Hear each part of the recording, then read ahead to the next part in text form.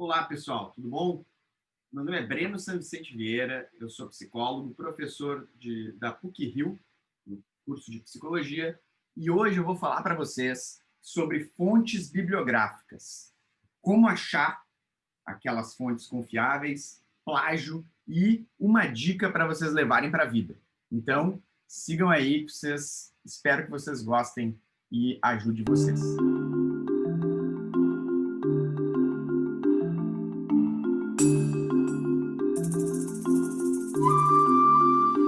Então, como eu falei para vocês, fontes bibliográficas. Como achar aquelas que são confiáveis, plágio, que muitas vezes assusta todo mundo, e uma dica de ouro para vocês levarem para a vida.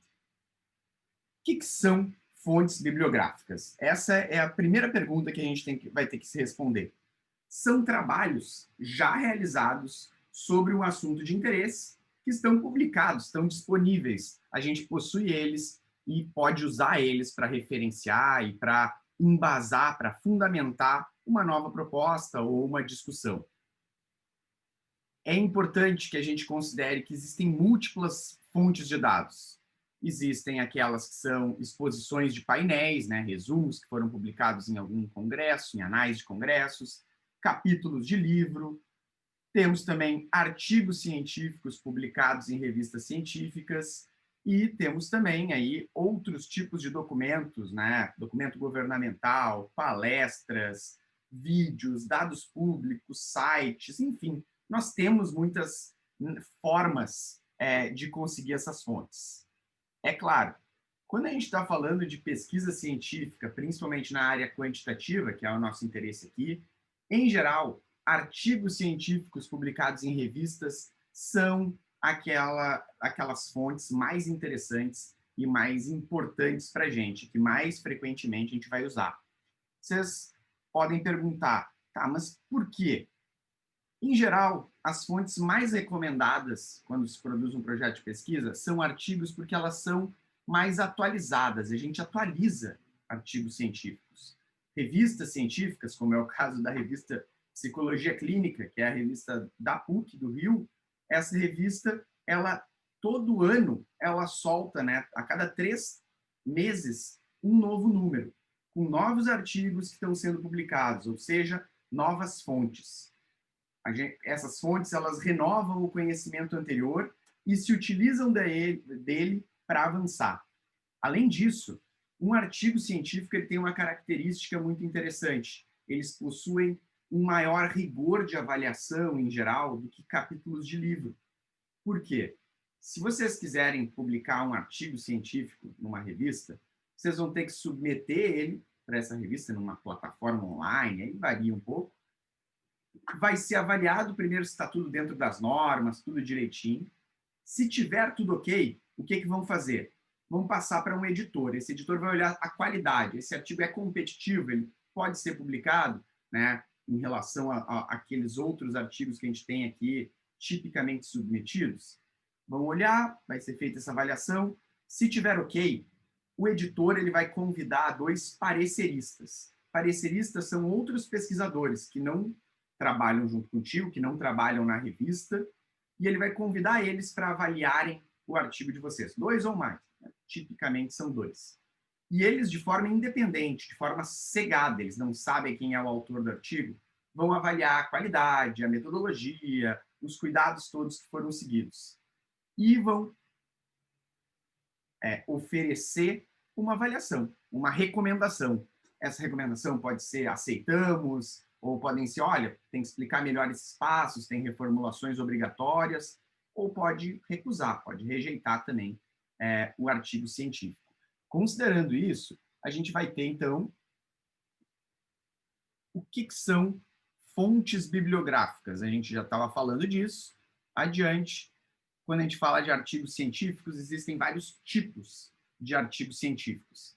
Existem aqueles que são de opinião, existem aqueles que são teóricos, existem as revisões narrativas, existem os artigos empíricos, quali, né, e quant, com as metodologias qualitativa e quantitativa, e existem também as revisões sistemáticas e as meta-análises. Todos podem ter valor para uma fundamentação. Mas, para um projeto em pesquisa quantitativa, outros trabalhos quantitativos e revisões narrativas e sistemáticas costumam ser os mais informativos. Por quê? Porque, em geral, eles usam métodos parecidos, então eles ajudam a argumentar o porquê de fazer aquele estudo e como fazer, né, quando a gente está criando um projeto ou apresentando um estudo que a gente fez, e revisões, porque, em geral, elas aglutinam várias das publicações da área e oferecem, né, algum tipo de síntese, de resumo daquilo. Vocês me perguntam, mas como eu acho referências para o meu projeto Quant? Já é difícil, né, ler artigo e tal, mas como que eu acho esses artigos? Parece difícil de achar. Tentando responder. Primeira coisa, eu já dei essa ideia, essa dica, prefiram artigos. Em geral, são as fontes mais atuais, mais avaliadas e que costumam ser aquelas mais recomendadas. Outra coisa importante, idealmente artigos recentes, se a gente considera recente, que foi publicado nos últimos 10 anos. Além disso, como que a gente pode fazer? A gente pode ir em uma revista científica específica, ou seja, vou abrir lá, eu quero trabalhar com dados clínicos, então eu vou na revista de psicologia clínica. Eu quero trabalhar com uso de substâncias, então eu descobri que tem uma revista que se chama Addiction, e aí eu vou lá nessa Addiction e procuro artigos lá. Essa é uma forma, tá? Mas costuma ser mais fácil usar bases de dados. E aí, o que é uma base de dados? São tipo cadastros de revistas científicas e cada base costuma ter critérios para indexar revistas. Então, a gente quer botar a nossa revista de psicologia clínica para ela ser encontrada no Cielo. Tem um mecanismo lá, a gente tem que atender uns critérios para poder ser indexado. E aí, qualquer artigo publicado na nossa revista, se procurarem lá, trauma na infância e uso de substâncias, vão encontrar buscando naquela base. Existem várias bases, tá? Algumas que eu indico para vocês. O Cielo, em geral, a gente conhece. O Embase, que é uma, principalmente internacional, mas tem algumas publicações nacionais também. O PsyCinfo, a mesma coisa. O Web of Science. O PubMed e o PEP, que é exclusivo para publicações relacionadas com psicanálise. Todas essas bases são bem legais e elas têm uma variabilidade bem grande de trabalhos. Mas, quando a gente está querendo fazer um rastreio inicial, uma busca mais simples, todos nós conhecemos o Google Scholar, tá? Ou o Google Acadêmico. O Google Acadêmico é interessante saber que as revistas não costumam ser exclusivas de uma base, né? Ou seja, a revista de psicologia clínica ela não tem que estar só no Cielo, ela pode estar em vários lugares. E o Google, ele não tem, ele junta quase tudo. Tá? Basta ser uma revista científica e ele a gente costuma achar. Em geral, há bases que são mais restritivas, ou seja, só vou publicar coisa que é relacionada com psicanálise, ou só vou publicar coisa que é quantitativa, enfim. E também com a qualidade, tá? E às vezes o idioma, enfim, costumam ter vários critérios que restringem bastante essas bases. O Google é bem genérico, amplo, e por isso, quando a gente está começando num tema, quando a gente está querendo se apropriar, a gente ainda não sabe aonde está publicado, em geral, ele é a primeira alternativa para a gente sair pescando por aí, sair rastreando opções. E aí vocês vão me perguntar, né, como é que eu vou fazer para buscar? A gente vai cruzar termos do assunto que a gente deseja estudar. E aí, claro, a gente vai ter que primeiro descobrir, muitas vezes, se os termos que a gente usa são os adequados. Eu quero procurar sobre o exemplo que eu usei, trauma na infância, ou experiências traumáticas na infância. Eu posso botar lá, se eu procurar como palmada, vai achar? Talvez não ache. Agora, se colocar trauma, maus tratos, abuso, essas palavras são os termos mais adequados. E a gente também pode fazer algumas coisinhas, alguns truques para conseguir achar mais fácil. Por exemplo, restringir o tempo. Eu só quero achar artigos de um tempo para cá. Outra dica, expressões, né? Quando a gente bota lá um termo, uma expressão, quando a gente coloca sem aspas, cada palavra é procurada independentemente. O que isso quer dizer? Isso quer dizer que a busca iria atrás de trabalhos que tivessem sem, mais aspas, mais cada, mais palavra, mais mais procurada, mais independentemente. Agora, não, eu só quero elas escritas todas juntas e dessa forma. Aí a gente coloca entre aspas. Isso vai favorecer a nossa busca. E outra dica é procurar nos trabalhos que citaram um outro trabalho.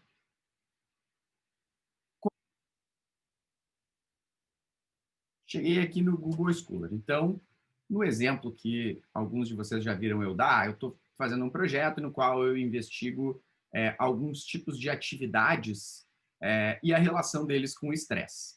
Então, eu quero procurar, por exemplo, estresse. A gente vem aqui, eu boto lá estresse e coloco também meditação. E aí a gente vai achar. Ó, efeito da meditação focada no estresse, mindfulness, disposição. Será que é interessante? Eu, às vezes, vou abrir, vou dar uma olhadinha no resumo, ver se ele tem a ver, se ele parece útil, e aí, de repente, vou selecionar. Mas, importante dizer, olha, vamos supor que eu quero, na verdade, procurar exercício físico, saber, né, estudos que comparem exercício físico, meditação, né, e meditação em comparação com estresse. Reparem que eu botei exercício físico entre aspas, tá? Porque se eu botasse sem as aspas, ele ia achar exercício físico e a minha busca ia aparecer um monte de coisa que iam ser lixos, iam ser coisas que inúteis na minha busca, que não iam ter a ver com aquilo que eu queria mesmo. Então eu boto exercício físico, dá uma boa reduzida aqui, caiu de 6.000 para 1.000, e eu vou olhar alguns deles.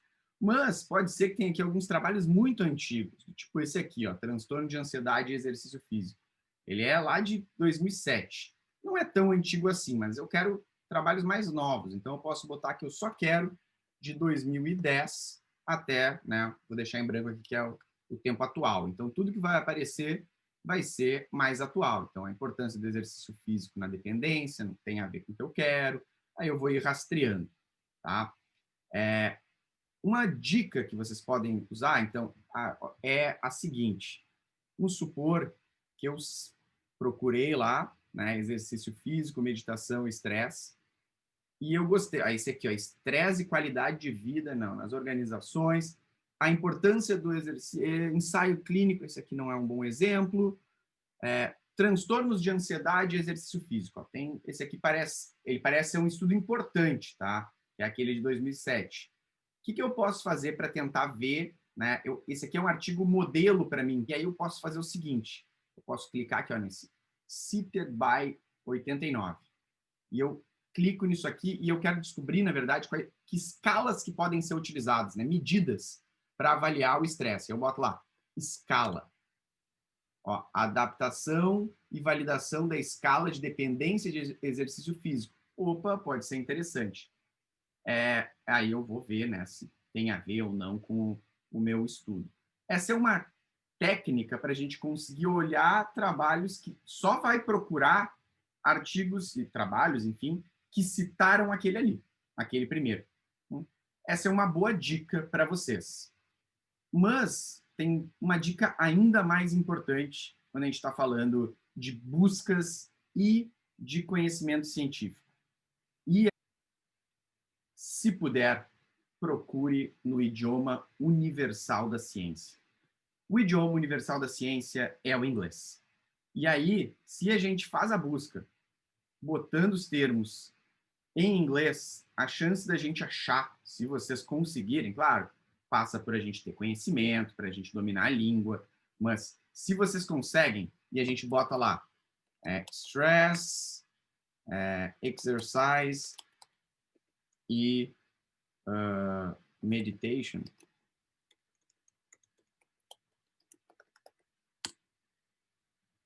Provavelmente, ó, já achei revisão sistemática, que provavelmente vai me dar resultados mais interessantes. Aqui, no caso, só nos artigos de citação. Né? Isso aqui. Ó, esse aqui, uma comparação do exercício e meditação para reduzir a resposta do estresse. Era perfeitamente o que eu queria.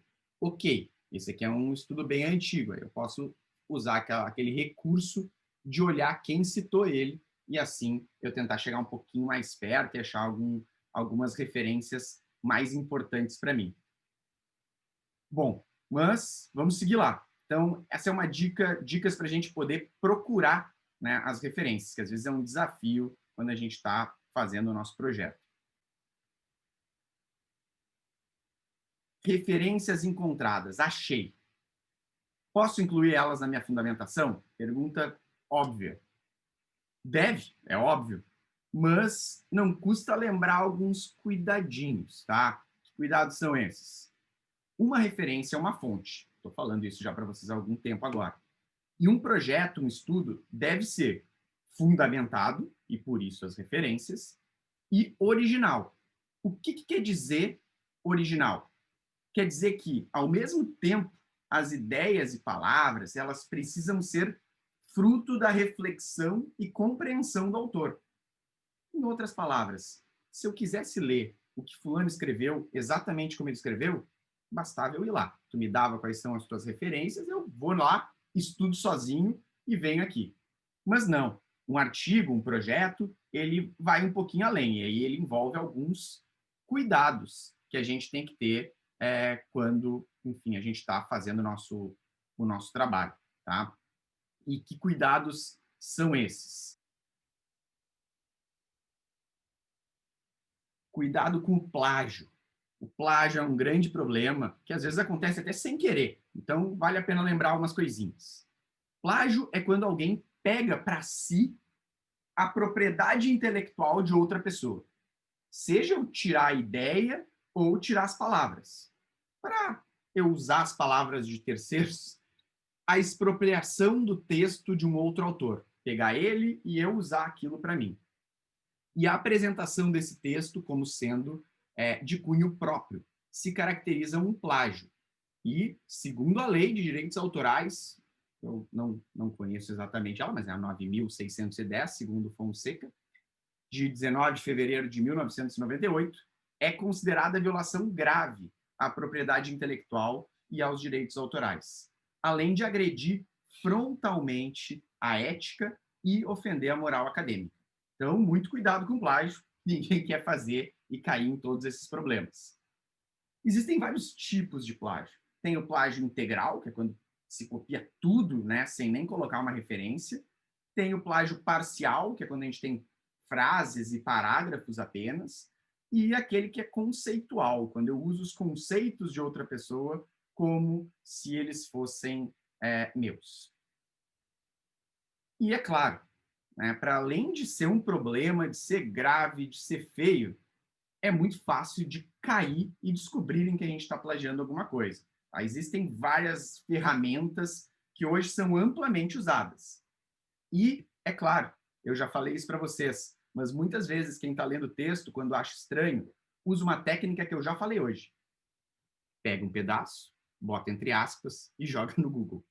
É muito fácil de encontrar também dessa forma. E, de novo, é muito chato, é feio e é, enfim, um prejuízo bem grande que a gente pode ter quando a gente encontra o plágio. Então, vale a pena aí a lembrança de como isso é importante e, ainda por cima, é fácil de ser percebido. E aí eu estou assustado, estou preocupado e não sei mais o que fazer. Primeira e mais simples forma da gente não cair nisso. Embora não seja o ideal, tem uma forma de lidar com isso, que é usar as normas. Às vezes, quando eu quero citar exatamente o que alguém disse, tem jeitos. Tá? Cada estilo de formatação vai dizer como que deve ser. Na BNT vão dizer que tem que ter um recuo, na APA também. Estilos de formatação possuem diretrizes para quando se pretende usar uma citação literal. Às vezes tem que ser entre aspas, às vezes tem que ser com uma letra menor, em itálico e por aí vai.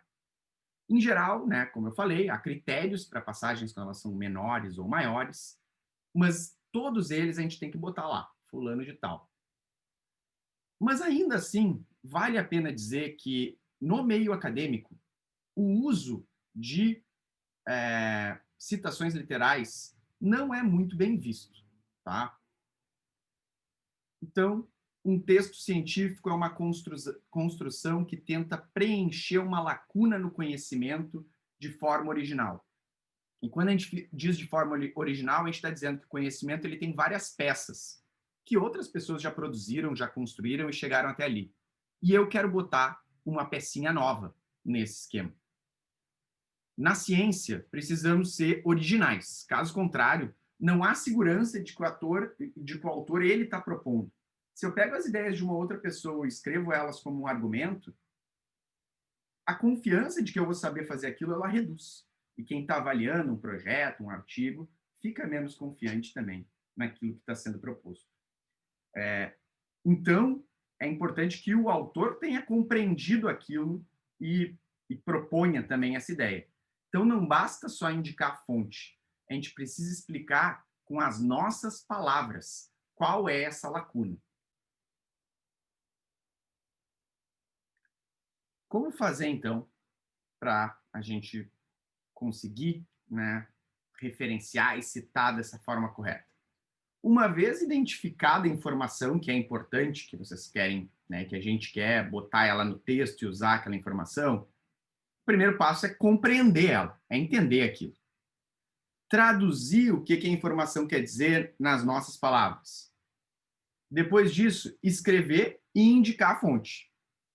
Mas, para tentar facilitar ainda mais, o ideal é lembrar, interpretar e escrever com suas palavras e botar sempre a referência.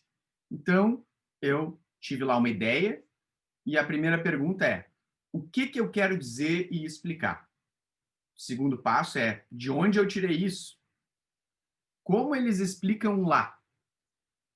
E quais informações são realmente importantes para eu escrever e transmitir a minha mensagem? Tentar dar um exemplo aqui para vocês. Quero dizer que experiências traumáticas na infância causam mudanças biológicas observadas, inclusive em adultos, e que aumentam as chances do uso de substâncias. Tá? Ou seja, qual é a mensagem que eu estou querendo dizer? Eu estou querendo dizer que quem sofre lá maus tratos, algum tipo de trauma na infância, isso depois, quando a pessoa já é adulta, tem marcadores biológicos, tá? Alguma coisa é diferente no organismo deles. E também, quem sofreu maus tratos na infância tem um risco aumentado de usar substâncias na vida adulta. É isso que eu quero dizer e existem fontes para isso. Então, nesse trabalho aqui, os autores botaram lá: participantes com depressão apresentaram menor concentração de BDNF, que é tipo um neurotransmissor, tá? Na verdade, é um fator de crescimento do cérebro no plasma, ou seja, no sangue deles. Em acordo com outros estudos, ou seja, quem tem depressão tem menos, mas essa informação não está aqui no meu texto. De forma interessante, os pacientes com história de negligência física, ou seja, pessoas que não tinham, né, o que comer, não tinham, passavam frio, fome, enfim, essas pessoas, ou que não iam no médico, né, não tinham um médico para dar uma assistência quando precisavam, essas pessoas que têm essa história, que é considerado maus tratos, na infância apresentaram concentrações de BDNF ainda menores, ou seja, quem tinha maus tratos na infância e depressão tinha menores índices desse marcador biológico, tá? Essa é uma das informações que eu quero botar. Mas eu não vou precisar botar em um estudo no qual participantes se comparou participantes com depressão. Não, eu posso simplesmente extrair a informação que eu quero, tá? A informação que é importante para mim, que sim, foi escrita por alguém, tá? A minha leitura aqui, ela é sutil da modificação.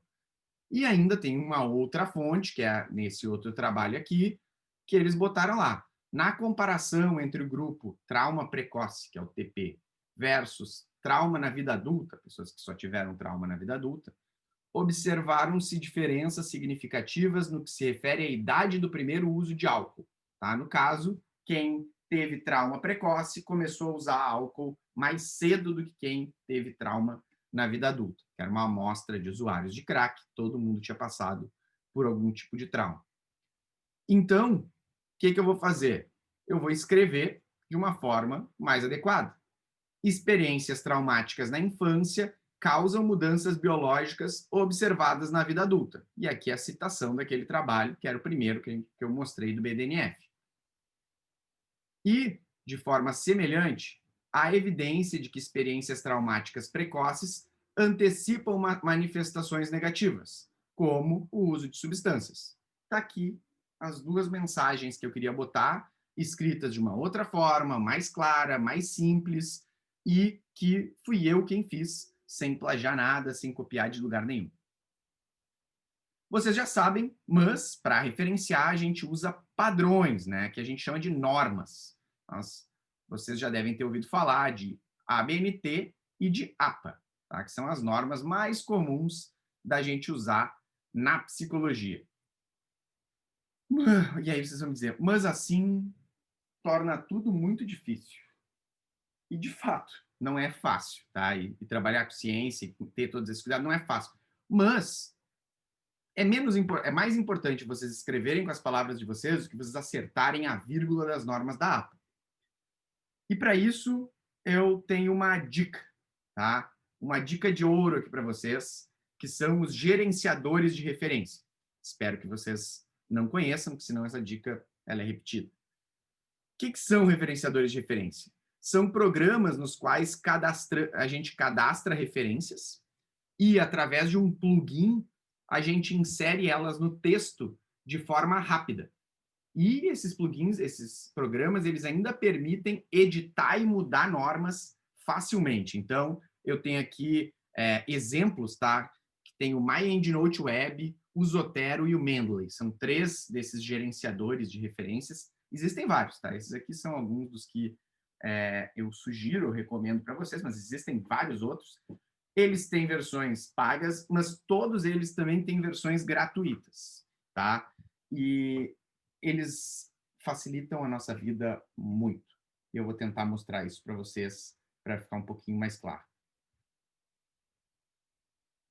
E agora eu vou mostrar para vocês como isso aí é legal e como é uma dica boa para mudar muita coisa no jeito como vocês fazem os trabalhos acadêmicos de vocês. Então, eu estou lá escrevendo meu projeto e aí botei. Assim, observar a essência, parecer sobre mindfulness e as atividades lá que vocês talvez já estejam acompanhando, mas desenvolver-se um exercício atencional que tem como objetivo trazer o foco da atenção para a experiência que está ocorrendo no momento presente. Aí quem falou isso aqui, tem que botar uma referência. Então, eu estou com o meu Zotero instalado, tá? Tá aqui o plugin dele já no Word. Aí boto lá, adicionar uma referência. Ele abre essa janelinha e eu boto lá. Foi o Kabat-Zinn. Aí eu boto Kabat. Opa, um K. Tá aqui. Aí eu dou um Enter. Foi. Aí botou aqui, no caso eu estou usando um estilo que é o estilo Vancouver, tá? Que não é nem a BNT nem a APA. Aí vocês vão me dizer, poxa, mas esses numerozinhos aí não me adiantam para nada. Olha o que a gente pode fazer. Eu vou aqui em Document Preferences e eu quero botar para APA. Eu dou um Enter aqui e pum. Ele mudou tudo. Tudo. Aqui eu vou diminuir para vocês. Opa, ele vai mudar, né? Ele deveria mudar. Está mudando aos poucos. Para vocês verem acontecendo. Ele mudou. Ele transformou aqueles numerozinhos automaticamente nas referências direitinho. Mas ainda pode fazer, pode ser mais legal ainda. Eu posso também transformar nas normas da ABNT. Aí, olha só. Transformou tudo ABNT. Transformando tudo ABNT. Tá? E ele bota tanto no texto direitinho como lá embaixo. Mas o negócio ainda pode ficar mais interessante, tá? Uma dica para vocês Tá? Tem antes no Scholar lá que vai facilitar minha busca. Mindfulness e Depression. Vou procurar aqui.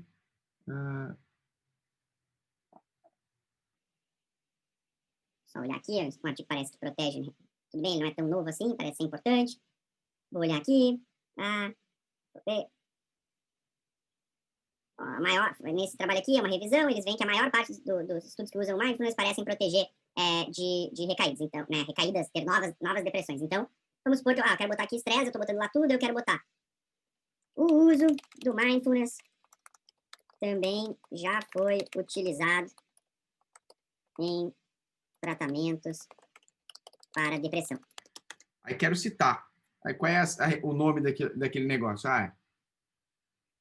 Tisdale, essa coisa aqui. Vou dar uma busca disso lá no meu Zotero, então.